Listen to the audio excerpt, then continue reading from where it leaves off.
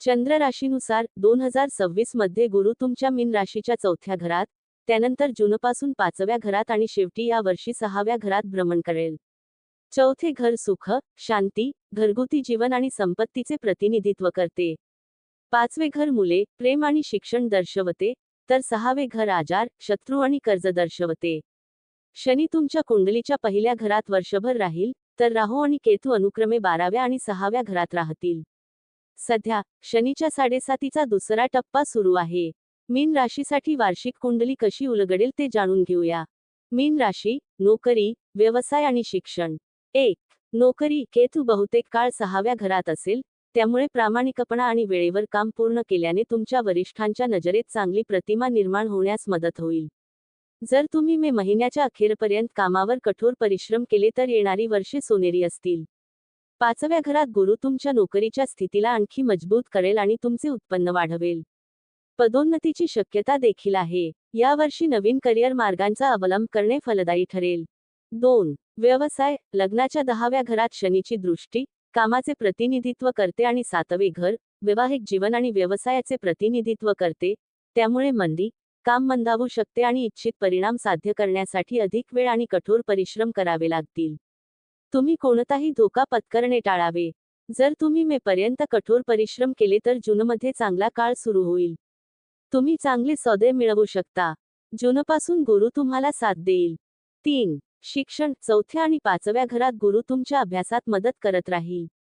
प्राथमिक शिक्षण, उच्च शिक्षण आणि व्यावसायिक अभ्यासक्रम घेणाऱ्या विद्यार्थ्यांना यश मिळेल. तथापि, शनी आणि राहूची स्थिती आरोग्याच्या समस्यांना कारणीभूत ठरत असल्याने, तुमचे शैक्षणिक शिक्षण सुधारण्यासाठी तुम्हाला तुमच्या आरोग्याची काळजी घ्यावी लागेल. म्हणून, आतापासून तुमच्या आरोग्याबद्दल सावधगिरी बाळगा. मीन विवाह, कुटुंब आणि प्रेमजीवन. 1. कुटुंब. कठीण परिस्थितीतही 4थ्या घरात गुरुग्रह असल्याने कौटुंबिक वातावरण स्थिर राहील.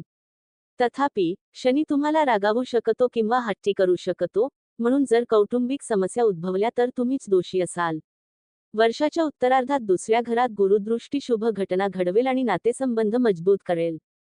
2. वैवाहिक जीवन. वैवाहिक जीवनासाठी हे वर्ष थोडे कमकुवत असू शकते, कारण 7व्या घरात शनीची दृष्टी वर्षभर क्षितिजावर असेल.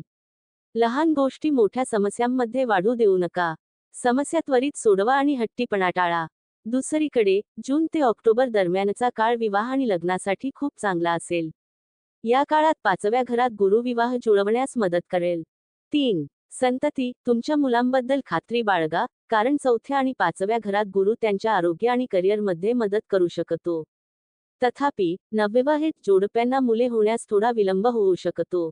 4. प्रेम जीवन. जर तुम्ही प्रेमात नसाल, तर 5व्या घरात गुरुग्रहाचे स्थान सूचित करते की तुम्हाला खरोखर प्रेमात असलेल्या आणि तुमच्याकडे आकर्षित झालेल्या एखाद्या व्यक्तीला भेटेल. हे वर्ष प्रेमसंबंधांसाठी खूप अनुकूल असेल. सर्व गैरसमज दूर होतील. जून ते ऑक्टोबर दरम्यानचा काळ लग्नासाठी अनुकूल आहे. मीन आर्थिक स्थिती आणि गुंतवणूक. 1. उत्पन्न. लग्नात म्हणजेच पहिल्या घरात लाभाच्या घराचा स्वामी शनीचे भ्रमण उत्पन्नात कोणतेही अडथळे निर्माण करणार नाही. 5व्या घरात गुरुचे भ्रमण उत्पन्नाच्या घरावर प्रभाव पाडेल आणि जूनपासून उत्पन्न वाढण्यास सुरुवात होईल. तथापि तुम्हाला बचत करण्यात यश येणार नाही. म्हणून, उत्पन्नाच्या बाबतीत हे वर्ष सरासरी मानले जाऊ शकते. 2. गुंतवणूक. रिअल इस्टेट, जमीन आणि स्थावर मालमत्तेत गुंतवणूक करणे सर्वोत्तम ठरेल. तथापि, सोने खरेदी करणे देखील शुभ राहील. जोखीम घेण्याची क्षमता असेल तरच शेअर बाजारात गुंतवणूक करा. 3. नियोजन. वर्षाच्या सुरुवातीपासूनच तुम्हाला बचत आणि आरोग्यावर लक्ष केंद्रित करावे लागेल. अन्यथा, तुमची आर्थिक परिस्थिती सामान्य राहील. हे साध्य करण्यासाठी तुम्हाला तुमच्या कामाबद्दल गंभीर राहावे लागेल. वर्ष 2026 मीन राशीचे आरोग्य. 1.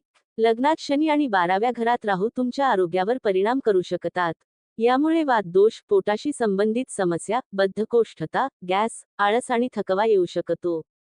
2. खबरदारी. पोट, छाती, निद्रानाश, अस्वस्थता किंवा पाठ किंवा पायांच्या खालच्या भागाशी संबंधित दीर्घकालीन तक्रारी असलेल्यांनी निष्काळजीपणा टाळावा. त्यांना त्यांच्या आहारावर काटेकोरपणे नियंत्रण ठेवावे लागेल. 3. सल्ला. चांगला आहार आणि दैनंदिन दिनचर्या राखा. निष्काळजीपणा महागात पडू शकतो. दररोज किमान 15 मिनिटे चालत जा. 2026 वर्षासाठी मीन राशीसाठी ज्योतिषीय उपाय. 1. 11 तारखेला शनिवारी संध्याकाळी सावली दान करा आणि पिंपळाच्या झाडाच्या मुळाशी तिळाच्या तेलाने दिवा लावा. तसेच गुरुवारी केळीच्या झाडाच्या मुळाशी दूध अर्पण करा. 2. रत्न. तुमच्या राशीचा रत्न पुष्कराज आहे. ज्योतिषाच्या सल्ल्याने तुम्ही पुष्कराज घालू शकता. 3. धातू. तुम्ही तुमच्या गळ्यात सोने घालू शकता. 4. भाग्यवान क्रमांक. तुमचा भाग्यवान क्रमांक 3 असला तरी या वर्षी 7, 9, 12 आणि 15 हे देखील शुभ मानले जातात. 5. भाग्यवान रंग. या वर्षी हिरवा, पिवळा, लाल आणि नारिंगी हे तुमचे भाग्यवान रंग आहेत. आम्ही बहुतेक वेळा पिवळे कपडे घालण्याची शिफारस करतो. 6. भाग्यवान मंत्र. ओम बृहस्पतये नम आणि ओम नमो भगवते वासुदेवाय नमः. 7. भाग्यवान दिवस. तुमचा भाग्यवान दिवस गुरुवार आहे आणि तुम्ही गुरुवारी उपवास करावा. 8. सावधानता. तुम्हाला राग आणि हट्टीपणा बाजूला ठेवून तुमच्या जोडीदाराच्या भावना आणि आरोग्याची काळजी घ्यावी लागेल. तुमच्या कुटुंबाप्रती जबाबदार राहा.